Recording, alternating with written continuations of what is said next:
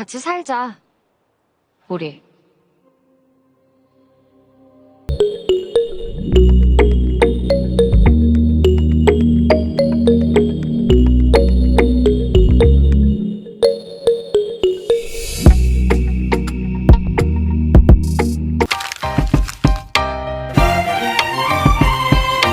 Our heroine has officially entered a contract with Doom, but she finds herself unprepared for the consequences of this supernatural deal.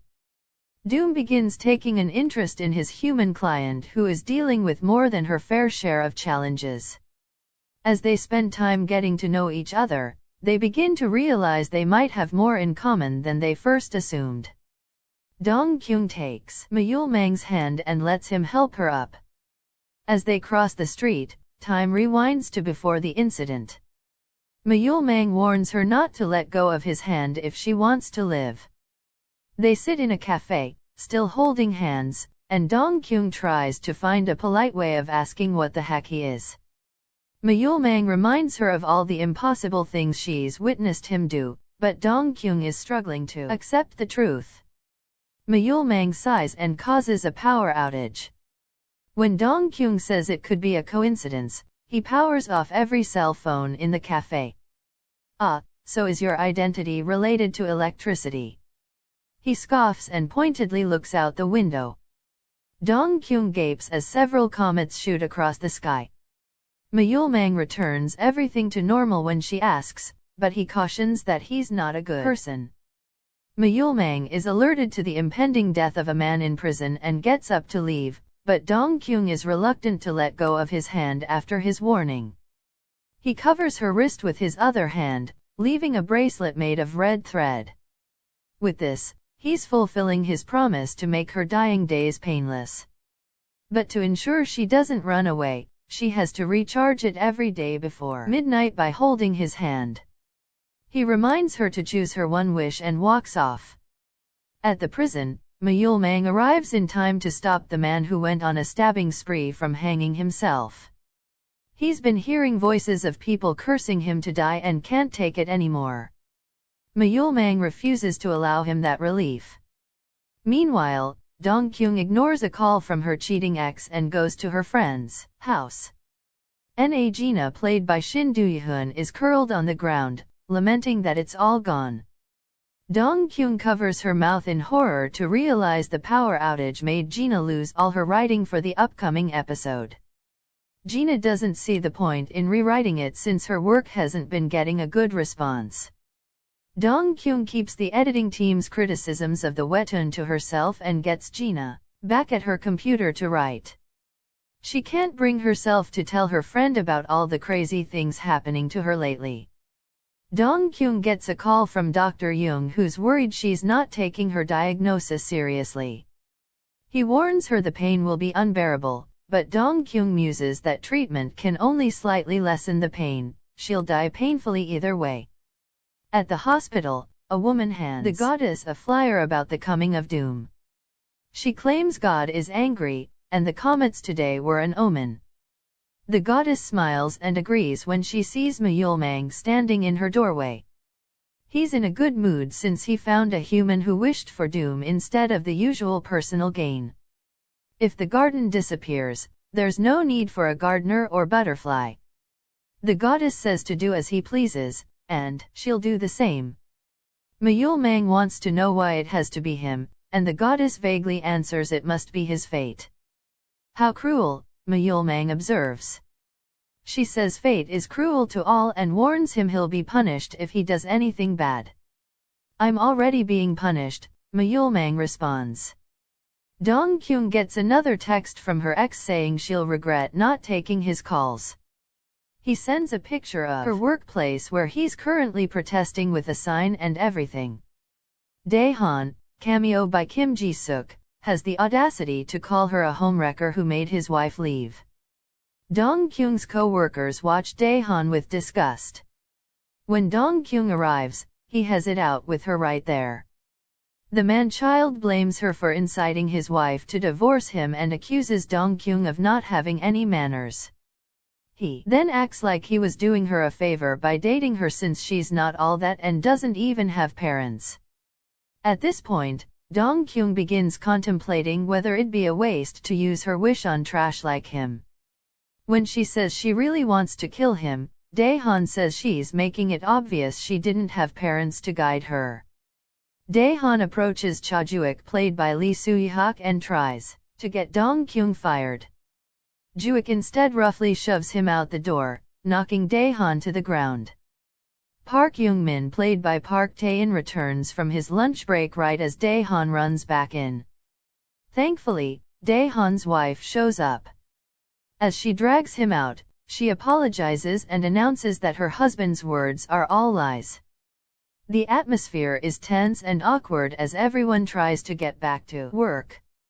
Tae-in wants to gossip about what happened in the company-wide chat, but Yeji puts a stop to that. Understandably, Dong Kyung hands in her resignation, but Juik refuses to process it. He says she'll have to wait for CEO Park to return from his trip to Bali with his girlfriend. That night, Dong Kyung walks home after another crappy day. She gets to the crosswalk and freezes, remembering her recent brush with death.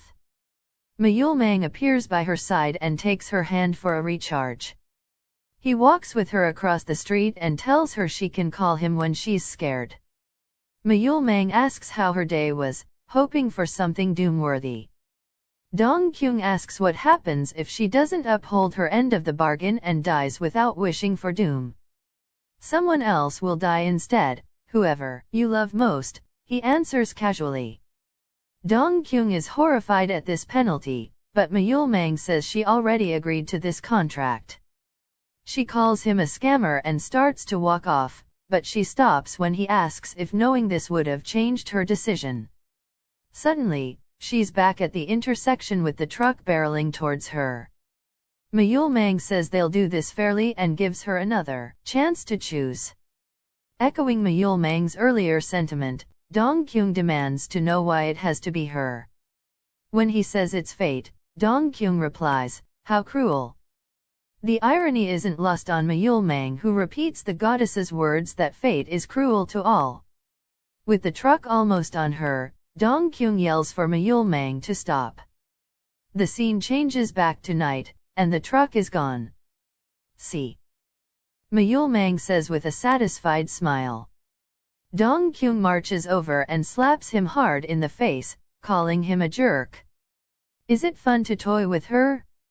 He reminds her he's not on her side but will always respect her decision. Once he's alone, Mayul Mang drops the playful demeanor. He thinks back to asking the goddess why it had to be him and having his question thrown back at him by Dong Kyung. Meanwhile, Dong Kyung gets a surprise visit from her little brother. As she stares at Sun Kyung's smiling face, she thinks of Mayul Mang's words that the person she loves most will die if she breaks her contract. Dong Kyung wordlessly grabs her little brother in a hug. The next day, Dong Kyung expects to see Mayul Mang hanging around her, but he's nowhere to be found.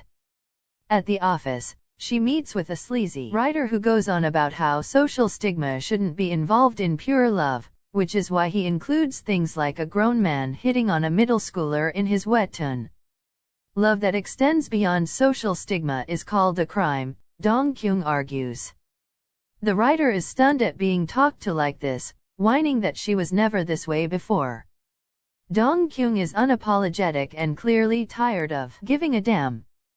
Dong Kyung has lunch with Gina, who's decided to change her pen name based on a shaman's advice.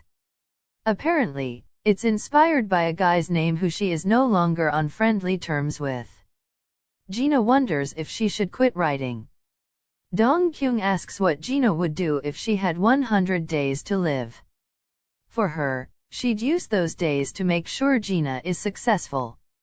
To Gina's surprise, Dong Kyung suggests ending the webtoon within the month. It's no big deal, but her boyfriend turned out to be married. Elsewhere, Yejin gathers the rest of the editing team to make sure they won't make a thing of what happened to Dong Kyung. Young Min is the only one who hesitates, but the others pressure him into agreeing. They're meeting in a cafe run by the building owner's son Lee Hun-kyu, played by Kang Tae-oh, who seems to be the inspiration for Gina's pen name Lee Hun. When everyone returns to work, Dong-kyung reports that Gina agreed to end the series early. Juik wonders what Dong-kyung said to the sleazy writer earlier because he asked them to change his editor to someone pretty. Juik deadpans that he'll take over since he's the prettiest. That's fair. In his direct way, Juik asks what Dong-kyung saw in Daehan. It seems they had quite the meet-cute. She was editing in a cafe when a spilt coffee almost ruined 80 pages worth of material. Daehan blocked the coffee with his body, saving her work. Dong-kyung looks at the blank pages in her planner and thinks of what she wants in her final days. She has no money, dreams, or love to speak of, and wishing for those things for such a short time is meaningless. The world I'm surviving in is no different than doom in the end. She wonders if everyone lives in this in-between, feeling neither alive nor dead. We cut to Myulmang at the hospital where he watches doctors doing CPR on the goddess. After she's revived, she tells Myulmang it'll be hard for her to live past 20 in this lifetime. The goddess says someone must pay the price for the existence of the world. This time, that price is heart disease. She exists because humans asked for God. They created her, and she created Myulmang. It's their job to pay the price. She argues he can't escape his fate, but Myulmang is determined to try. The goddess warns she'll have to act too. He stills when she tells him to go. It's almost midnight. A god knows everything. They just pretend not to. Myulmang arrives while Dong-kyung is having her funeral photo taken. She's still mad at him for last time, but he walks home with her anyway. He thinks she's wasting time. Why do humans bother with things they won't be around to see? Dong-kyung says it's for others and accuses him of being selfish. He retorts she can't imagine how much he lives for others. Even after she slapped him, he's here to save her. He holds out his hand, and she reluctantly grabs it for a recharge. A light flickers near them, and Myulmang explains that things like this happen around him. An ambulance whooshes by, and Dong-kyung sees a sign with the number of car accidents in Seoul the past day. Myulmang admits that's because of his presence too. She wonders how he lives like this. He brushes it off, saying he's more existing than living. He's just a doom button whose every action leads to doom. That's his whole reason for existence. Even if he does nothing, hell breaks loose. We see him sitting in the dark, covering his ears as all sorts of disasters occur. Voices cry in desperation and curse him. Dong-kyung stares at him thoughtfully and says she understands what he meant with his earlier comment that gain always involves loss. For light to exist, there needs to be darkness. The same with birth and death. So you're winter, darkness, and death. Now she agrees that he does care only about others. She's the selfish one. Myulmang studies her silently. Realizing they're still holding hands, Dong-kyung asks how long they need to recharge for. Myulmang cheekily says he thought she just liked it. Dong-kyung yanks her hand out of his grip and walks ahead in a huff. Myulmang walks her to her place and asks if he should pick her up tomorrow. When he makes a comment about how he shouldn't care if she's in pain or not, Dong-kyung goes off. Why is he picking a fight when they were getting along so well and understanding each other? Amused, he steps closer and clarifies, I'm telling you to cling to me. To the fate that came to you. She's speechless as he smiles and walks away. Myulmang turns around when a thoroughly drunk Daehan yells, "Hey, tak Dong-kyung."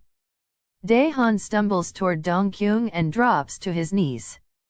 He whines about how he didn't mean anything he said earlier and claims they were in love. Daehan starts drunkenly singing and clinging onto her, him numerous times to let go. While she struggles to push him away, her funeral portrait drops to the ground and shatters. Myulmang makes his way over and grabs Daehan by the jacket. He asks Dong-kyung if her wish is to make this man disappear from her life, but Dong-kyung doesn't plan to waste her wish on the likes of him. Myeolmang decides to go a less severe route and pretends to be her boyfriend. Even that doesn't drive Daehan away. Instead, he takes it as a good thing since it means they're both cheaters. The man is deluded enough to think they're even and can start dating again. Before she can address this latest insanity, Sun-kyung comes up with a mop. He's ready to take out both men but decides to start with the married one and chases Daehan down the street. Watches Dong-kyung start picking up the shards of her photo frame. She cuts her finger and laughs humorlessly at the absurdity of it all. Myeolmang crouches down and gently drags his finger over her cut to heal it.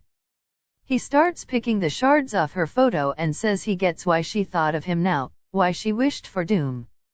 At that time, she was the only person with the same thoughts as him. Dong-kyung stares in surprise when he says he's grateful to her. Myeolmang wipes off her photo and hands it to her before leaving. Dong-kyung calls out to him, saying this won't do. Let's leave together. Myeolmang is so surprised his cigarette almost falls out of his mouth. Then, he grins. What is your thoughts about the second episode? Share it in the comments section and don't forget to subscribe.